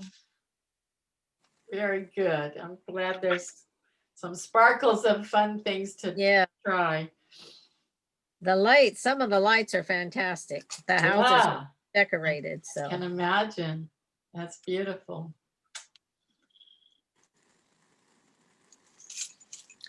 Just bundle up. Is it cold at night down there?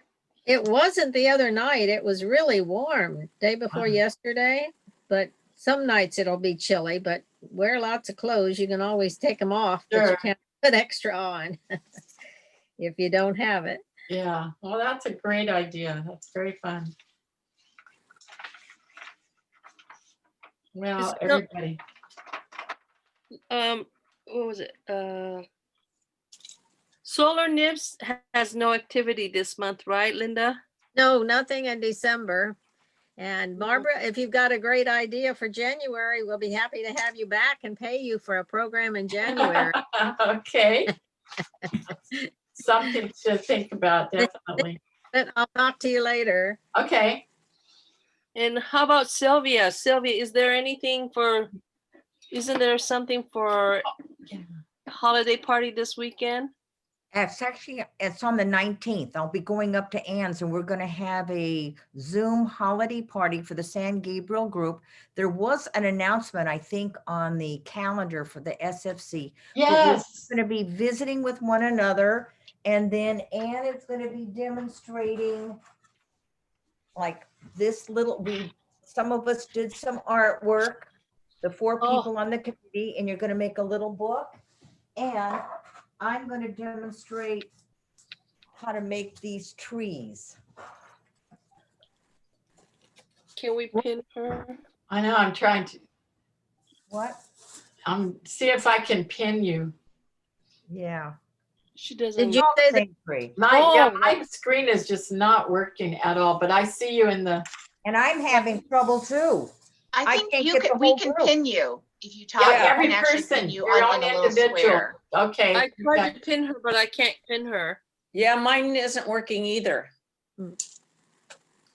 But that's going to be fun. And you know, I think I made a reservation, or I said, yes, I want to do that because I never get to come to those parties. So I'm thinking, oh, I'm going to do it. Right. And we don't have to drive up there.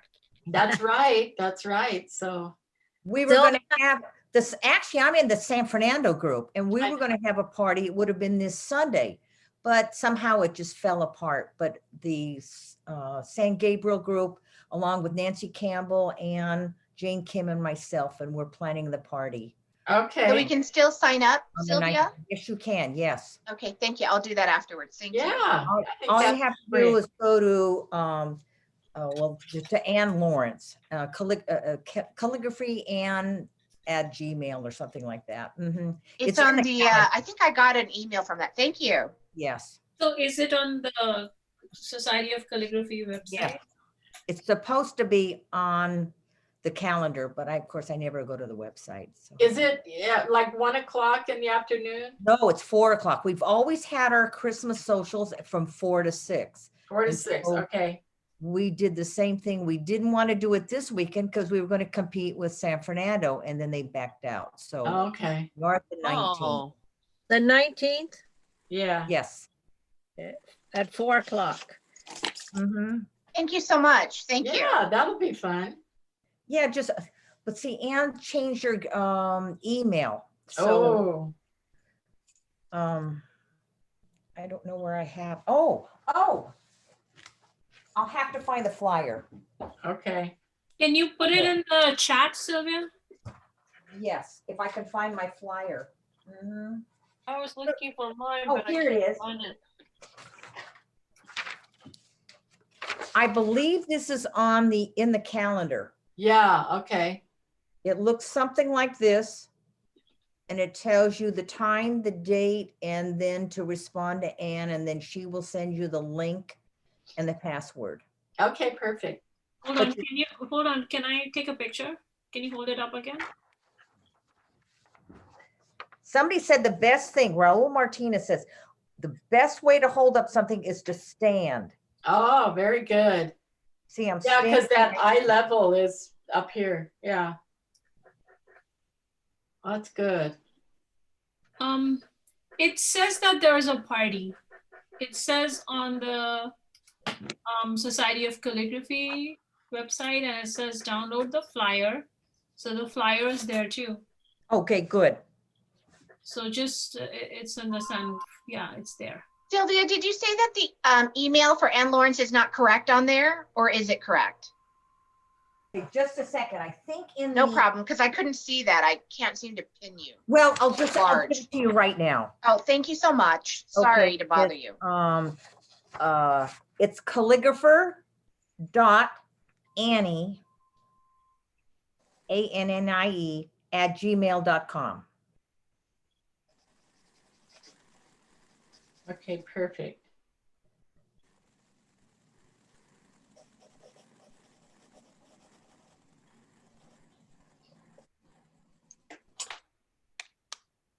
Perfect.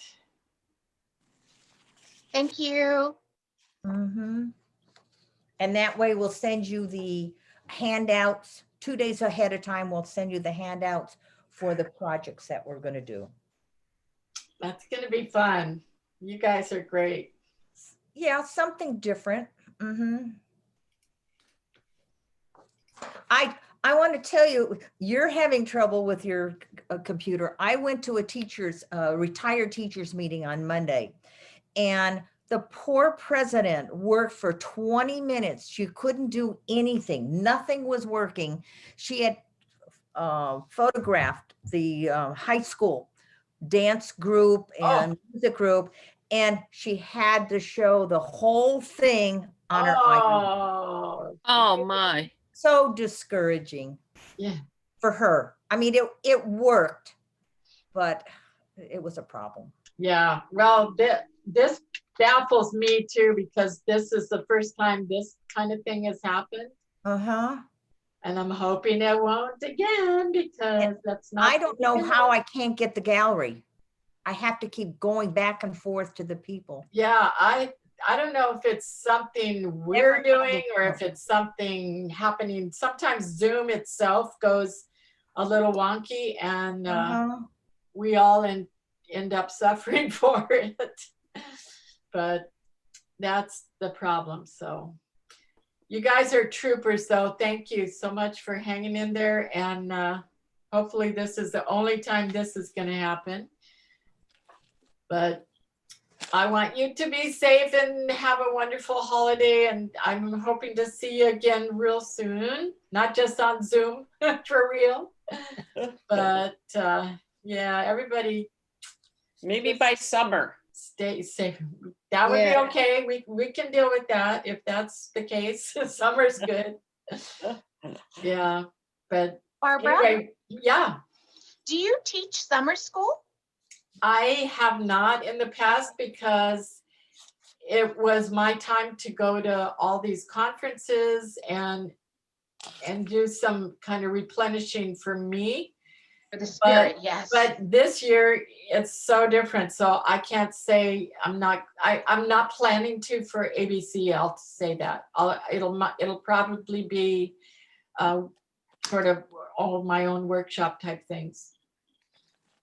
But okay, thank you. yeah, No problem. usually, yeah, that's another thing I miss is our conferences, that we always got to travel so many beautiful places and see everybody. And so this will be a little bit different. I don't even know positively if they're going to do a conference there. You know, the lettering conference in Texas was scheduled for next summer. How about Red Deer? I haven't heard a word about Red Deer.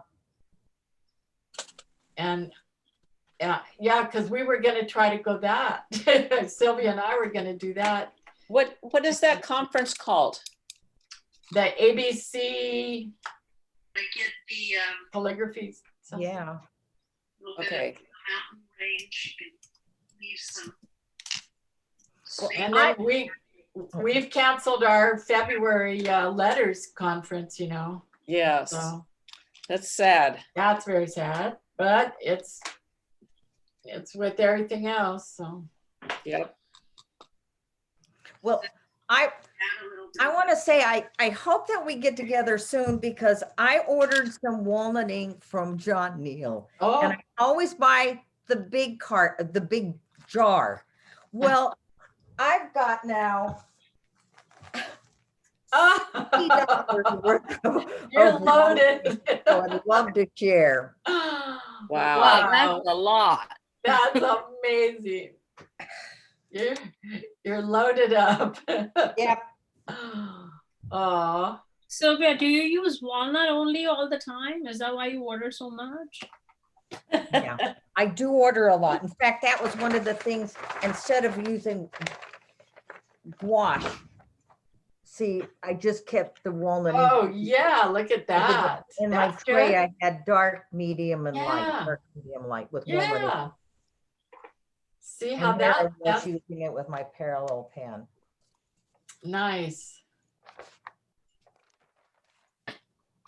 Nice. I know it's, yeah, that walnut is great because you can have it really dark or you can lighten it more and more and you have a really light version of it. So that's the fun part. Yeah, it's all good. So, Sylvia, when you're using the walnut, you're not loading the ink, you're just dipping the brush into the light, medium, and dark.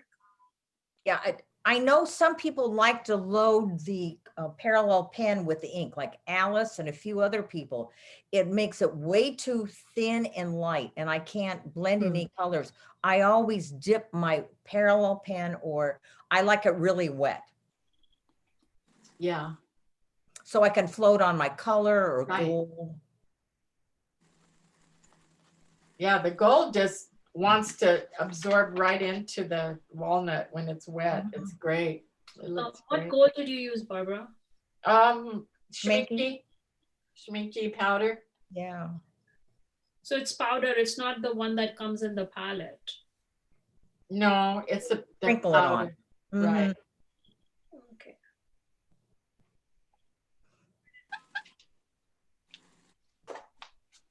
Yep. I wanted to share something. Okay, Okay. good. After taking Jane's class, okay, I have never invested in one of those wedge brushes. And when I took a class one time with Sarah Lorsch Frank, she was doing her poinsettias with a flat brush. Uh-huh. And it's so easy. Here's just one stroke and there are two to fatten up the leaves, and then you can do your petals and the thing. But this is, because I shared some of this with Jenny, but she hasn't seen the whole full thing.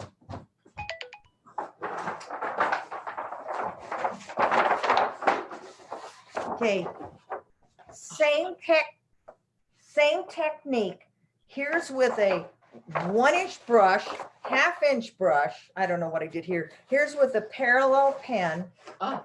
And it's just an easy flower to do with any flat brush. Yeah. Another alternate way of doing a poinsettia.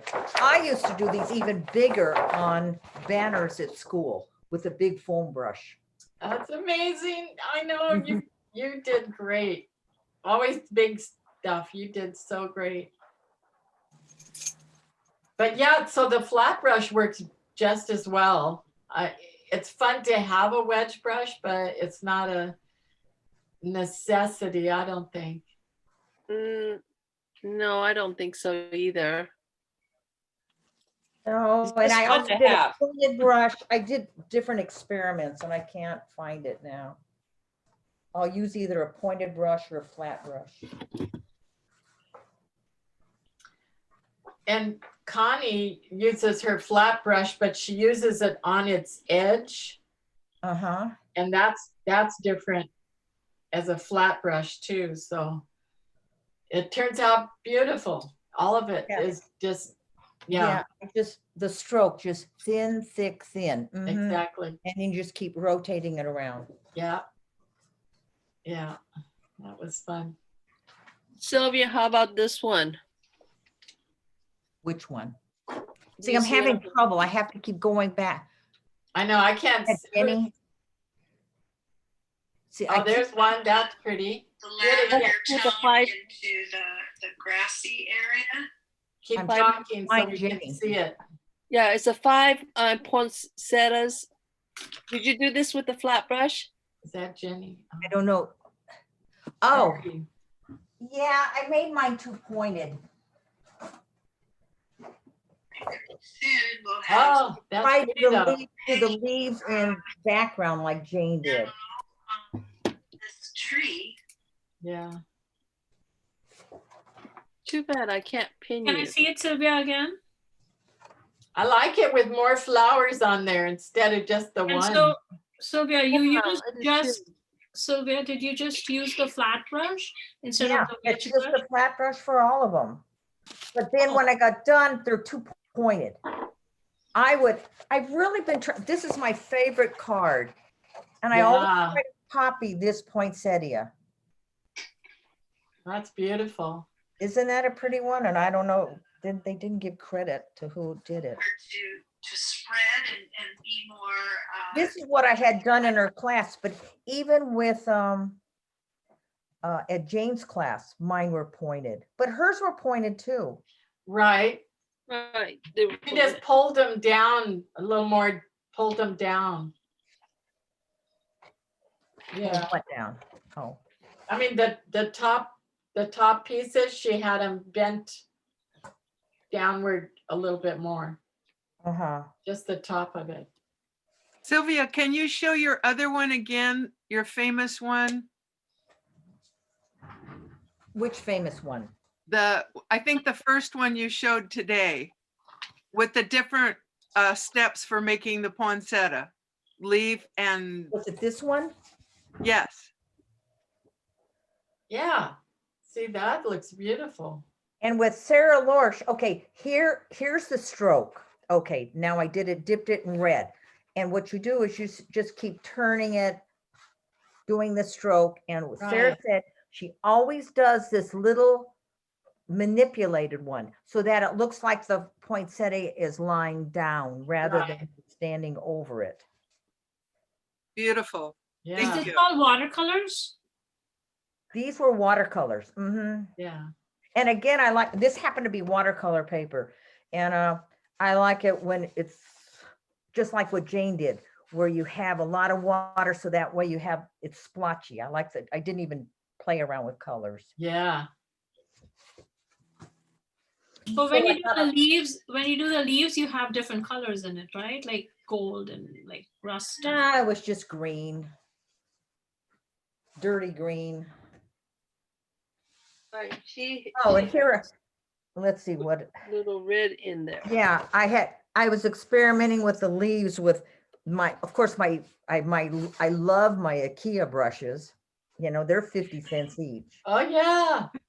Ah, But I'm not sure I like, you know how she did the 4 dots? yeah.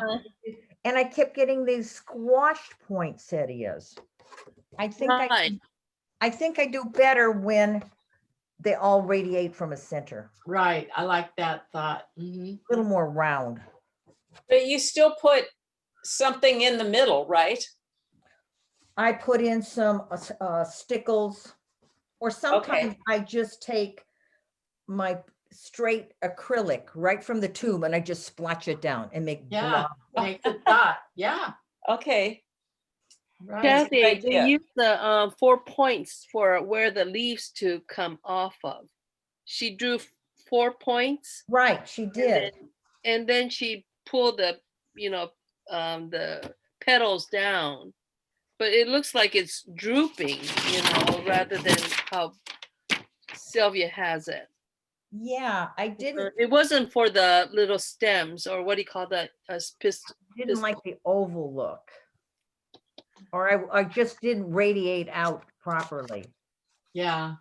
Right. I know. I drew that little oval too, and I thought it's not necessary to do that. I think it's just maybe a mental picture that works better. Put the dot in. I got the idea of the dots coming out. That was helpful, but I like your radiated from a center point better. It was easier. Mhm. Yeah. Mhm. Right. Okay, everybody. I wish you all well and happy holidays. You Oh, too. look at, very good, Jenny. Thank you. Look at that. See that gradation, how beautiful. Oh, So that's it's three nice. gradation, and then Yeah. the last line is the gradation itself. Yeah, nice, nice, nice. Ah, even though we didn't That get looks the great. the Thank real you. deal, Is you that, got is it. that gouache, Jenny? Is that gouache? Yeah, that's what Barbara was showing us earlier. Thank you, Barbara. Yeah, Thank thank you you. all very, Love you very all. much. You're all wonderful. Thank you, Barbara. That was terrific. Thank you so It was much. great. Stay well, everybody. Bye, Bye-bye. everybody. Everyone, take good care. Thank Bye now. you.